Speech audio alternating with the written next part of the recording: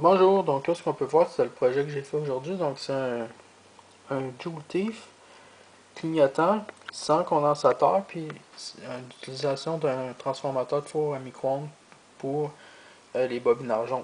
C'est probablement un des pires Joule Thief au niveau rendement énergétique, donc ça doit pas être très bon, mais par contre ce qui est intéressant c'est qu'il clignote, puis même ce que j'ai pu remarquer c'est que si on court-circuite en fait plus que la résistance, la valeur de la résistance est élevée, plus qu'il clignote vite. Puis en court-circuitant, en enlevant la résistance par remplaçant par un fil, il clignote aussi encore plus lentement.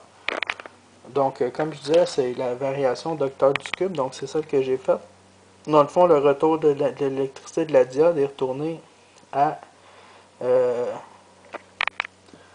la base du transistor avant la résistance. Donc, dans le fond, c'est entre la haute tension positive qui se fait à la base du collecteur, qui est retournée à haute tension négative qui se fait euh, sur, sur la base sur l'autre bobinage du truc.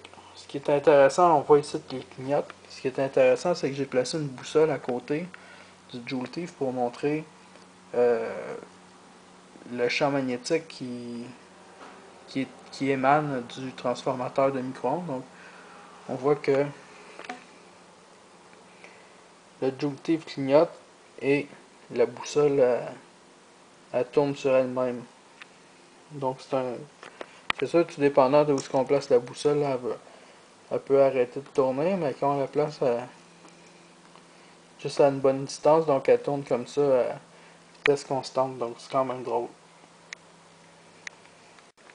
Petite note supplémentaire, donc j'ai dit un Joule Thief sans condensateur, donc c'est vrai parce qu'on peut enlever celui-ci qui est en fait juste placé en parallèle avec la pile, c'est juste pour affaiblir les hautes consommations d'électricité que le transformateur va prendre, donc c'est juste pour rendre le courant un peu plus équilibré pour être un petit peu moins dur sur la pile.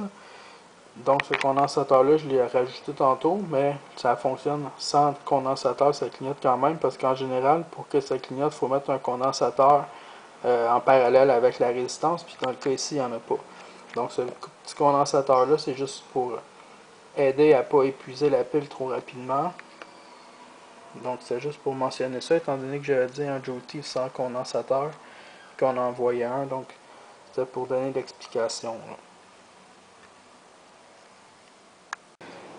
Aussi, ce que je veux mentionner, c'est que soyez prudent si vous jouez avec ça, parce que même si c'est juste une batterie 1.5 volts, quand il y a des connexions qui se font dans le courant au niveau du transformateur, ici, il peut y avoir une relâche de voltage suffisamment élevée pour attraper un choc électrique. Donc, je n'ai attrapé 2-3 tantôt en jouant avec ça, donc pas rien de dangereux, mais quand même, il faut rester porter attention.